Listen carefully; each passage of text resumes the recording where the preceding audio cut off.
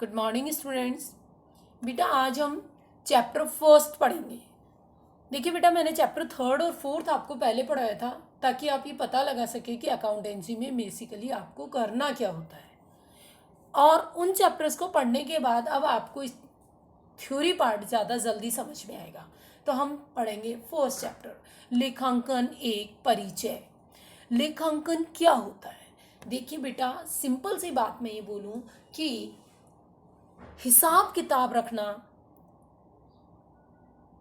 Business से related पैसे का हिसाब किताब रखना क्या है? लेखांकन है।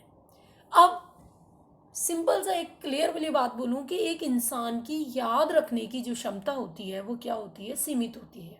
एक इंसान कुछ सर्टेन बातों को याद रख सकता है, सब बातों को याद नहीं रख सकता। तो बिजनेस में तो एक बिजनेसमैन दिन में बहुत से ट्रांजैक्शंस करता है, बहुत से लोगों से पैसा लेता है, देता है, माल खरीदता है, बेचता है। तो इन सब बातों को वो याद नहीं रख सकता, इस कारण वो बुक्स में लिखता है। देखिए बेटा, इसीलिए हमारे एक कहावत भी बनी हुई है कि पहले लिख और पीछे दे, भूल पड़े कागज से ले।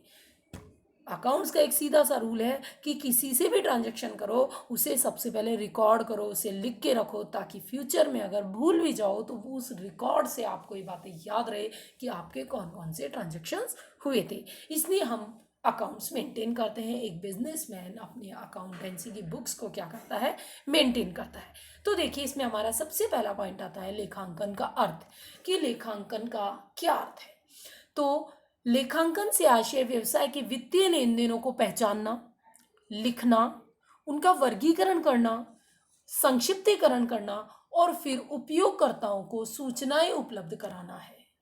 बोले सीधी सी बात है कि वित्तीय लेन देनों को पहचानना। वित्तीय लेन देन कौन से होते हैं बेटा? देखिए, बिजनेस में कई सारे ट्रांजैक्शंस होते हैं, लेकिन सबका लेखा नहीं होता है। लेखा केवल और केवल वित्तीय लेन देनों का होता है। लेखा केवल कौन से लेन देनों का होता है? वित्तीय लेन देनों का लेखा होता है।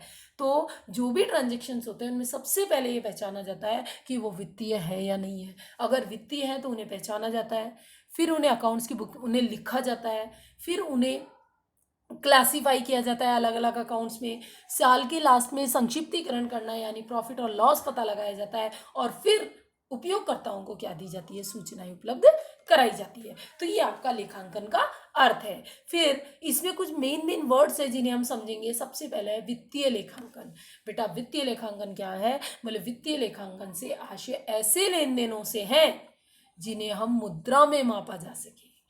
ऐसे लेन देनों से जिन्हें मुद्रा में मापा जा सके। ध्यान रखना, जिसे मुद्रा में नहीं मापा जा सकता वो वित्तीय लेन देन नहीं होते हैं। जैसे मेहनत है, ईमानदारी है, अच्छे ग्राहक संबंध है, इन्हें हम मुद्रा में नहीं माप सकते। किसी का व्यवहार है, इन्हें हम मुद्रा में नहीं माप सकते हैं। तो ये वित्तीय लेन देन नहीं होंगे। फिर है लेखांकन सूचनाओं के उपयोगकर्ता। लेखांकन सूचनाओं के उपयोगकर्ता कौन कौन से होते हैं? लेखांकन सूचनाओं के बेटा दो उपयोगकर्ता होते हैं, आंतरिक उपयोगकर्ता और बाह्य उपयोगकर्ता। आंतरिक उपयोगकर्ता कौन होते हैं? आंतरिक उपयोगकर्ता होते हैं स्वामी और प्रबंधक। और बाह्य उपयोगकर्ता कौन होते हैं? देनदार, लेनदार, वित्तीय संस्थाएं, कर निगम आदि।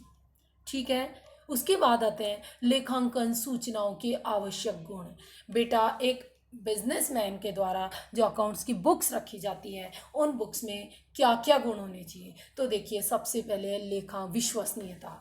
बेटा, आप इसकी डिटेल चाहो तो लिख भी सकते हैं कि लेखाकार द्वारा लिखे गए लेखे विश्वसनीय होने चाहिए, अर्थात उनमें सत्यता होनी चाहिए ताकि उन्हें पढ़ करके उन पे विश्वास किया जा सके। फ्रॉड लेखे नहीं होने चाहिए। नंबर 2, समझने योग्य लेखे ऐसी भाषा में रखे जाने चाहिए जिन्हें आसानी से क्या किया जा सके? समझा जा सके। थर्ड है तुलनीयता। लेखे इस प्रकार रखे जाने चाहिए कि लेखों के बीच में, दो संस्थाओं के लेखों के बीच में, दो सालों के लेखों के बीच में तुलना की जा सके। नेक्स्ट, लेखांकन के उद्देश्य। लेखांकन के उद्देश्य क्या हैं? देखिए, सबसे पहला है व्यवसाय के लेन देनों को दर्ज करना। लेखांकन का पहला काम यह है, पहला उद्देश्य यही है कि व्यवसाय में जितने भी लेन देन हो रहे हैं उन लेखों को, उन लेन देनों को दर्ज करना यानी उनको लिखना। उसके बाद है व्यवसाय की लाभ हानि की गणना करना। लेखांकन का दूसरा उद्देश्य है कि व्यवसाय में होने वाले लाभ और हानि का क्या लगाया जा सके, पता लगाया जा सके। नंबर 3 है व्यवसाय की आर्थिक स्थिति का पता लगाना, कि व्यवसाय की आर्थिक स्थिति कैसी है, आज मार्केट में व्यवसाय की स्थिति कैसी है, व्यवसाय आगे बढ़ सकता है, व्यवसाय आगे नहीं बढ़ सकता है, इन सब का पता लगाना। और इन सब का पता हम लेखे रख करके ही लगा सकते हैं। और है उपयोगकर्ताओं को सूचनाएं उपलब्ध कराना, कि बिजनेस के जो भी उपयोगकर्ता हैं उन्हें व्यवसाय से संबंधित वित्तीय सूचनाएं क्या करवाना, उपलब्ध कराना। ये आपके होते हैं व्यवसाय के उद्देश्य। उसके बाद नेक्स्ट है व्यवसाय से संबंधित महत्वपूर्ण शब्दावली। बेटा ये शब्दावलियां मैंने आपको जब अकाउंटेंसी पढ़ाना शुरू किया था तभी मैंने इनके बारे में कुछ बता दिया था, उनकी डिटेल भी मैंने आपको लिखवा दी थी। तो एक बार फिर से आप इनकी डिटेल समझ लीजिए। ये डिटेल मैं आपको पहले नोट्स में दे भी चुकी हूँ, समझा भी चुकी हूँ, लेकिन एक बार फिर से सुन लीजिए। सबसे पहले है लेन देन। बेटा बिजनेस में दो पार्टियों के बीच में कोई भी लेना या देना होता है, वस्तुओं का, सेवाओं का, पैसे का, तो वो क्या कहलाता है, लेन देन, ट्रांजेक्शन। नंबर 2 माल।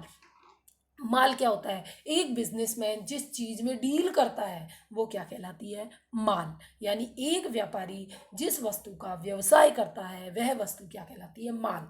जैसे किराने वाले के लिए चाय, चावल, सूजी, बेसन क्या है, माल है। लेकिन इलेक्ट्रॉनिक वाले शॉप वाले के लिए फ्रिज, कूलर, टीवी क्या है, माल है। एक फर्नीचर की शॉप वाले के लिए सोफा, पलंग, ड्रेसिंग टेबल, ये क्या होगा, माल होगा। यानी माल क्या होता है, एक बार फिर से सुनिए। एक व्यक्ति जिस वस्तु में डील करता है, जिस वस्तु का व्यापार करता है वह वस्तु क्या कहलाती है, माल। स्टॉक। एक बिजनेस में माल की उपलब्ध मात्रा को, ढंग से डेफिनेशन सुनिए, एक व्यवसाय में माल की उपलब्ध मात्रा को स्टॉक कहते हैं। यानी जो दुकान में आपके माल पड़ा हुआ है उस माल को हम क्या कहते हैं, स्टॉक। फिर आता है क्रय। बेटा जब भी माल खरीदा जाता है तो क्रय शब्द का प्रयोग किया जाता है। ध्यान रखना, और कोई चीज खरीदने के लिए हम क्रय शब्द का यूज नहीं करते, परचेज शब्द का यूज नहीं करते। हम केवल गुड्स खरीदने के लिए ही परचेज शब्द का क्या करते हैं, प्रयोग करते हैं। विक्रय, जब माल बेचते हैं तो विक्रय शब्द का प्रयोग करते हैं। नेक्स्ट है संपत्ति। बेटा संपत्तियां क्या होती है, संपत्तियां वे चीजें होती है जो व्यवसाय को निरंतर आगे चलाने के लिए व्यवसाय में क्या की जाती है, खरीदी जाती है। इसको मैं डिटेल में आपको लिखवा चुकी हूँ। दायित्व। दायित्व वे ऋण होते हैं जो एक व्यवसाय द्वारा मालिक को या बाह्य पक्षकारों को क्या करने होते हैं, चुकाने होते हैं। देनदार। देनदार कौन होते हैं बेटा, डेटर्स। डेटर्स कौन होते हैं, डेटर्स वे व्यक्ति या वे पार्टियां होती हैं जिनसे व्यवसाय को राशि लेनी है, यानी जो व्यवसाय को राशि चुकाएंगे वो क्या कहलाते हैं, देनदार। लेनदार, वे पक्षकार या वे व्यक्ति जिन्हें व्यवसाय द्वारा राशि चुकाई जानी है वो क्या कहलाते हैं, लेनदार। क्रय वापसी। बेटा खरीदा गया माल जब वापस किया जाता है तो इसे क्या कहते हैं, क्रय वापसी। और बेचा गया माल जब वापस आता है तो उसे क्या कहते हैं, विक्रय वापसी। तो क्रय वापसी में क्या लिखेंगे, खरीदे गए माल को वापस करना क्रय वापसी कहलाता है, तथा बेचे हुए माल वापस आता है तो उसे विक्रय वापसी कहते हैं। पूंजी। पूंजी क्या होती है, एक व्यवसायी द्वारा व्यवसाय में लगाई गई धनराशि को क्या कहते हैं, पूंजी। और नेक्स्ट आहरण। आहरण यानी ड्राइंग। ड्राइंग क्या होती है कि एक व्यवसायी द्वारा व्यवसाय से अपने निजी प्रयोग हेतु कोई राशि या माल या संपत्ति निकाली जाती है तो उसे हम क्या कहते हैं, आहरण कहते हैं। तो बेटा ये आप अपनी नोट्स कॉपी में कॉपी कर लें और इनको एक एक लाइन की डिटेल के साथ लिख लें। जो लाइनें मैंने आपको बोल के बताई है इनको सबको आप एक एक लाइन में डिटेल के साथ लिख लें, और कोई डाउट हो तो आप मुझसे पूछ सकते हो।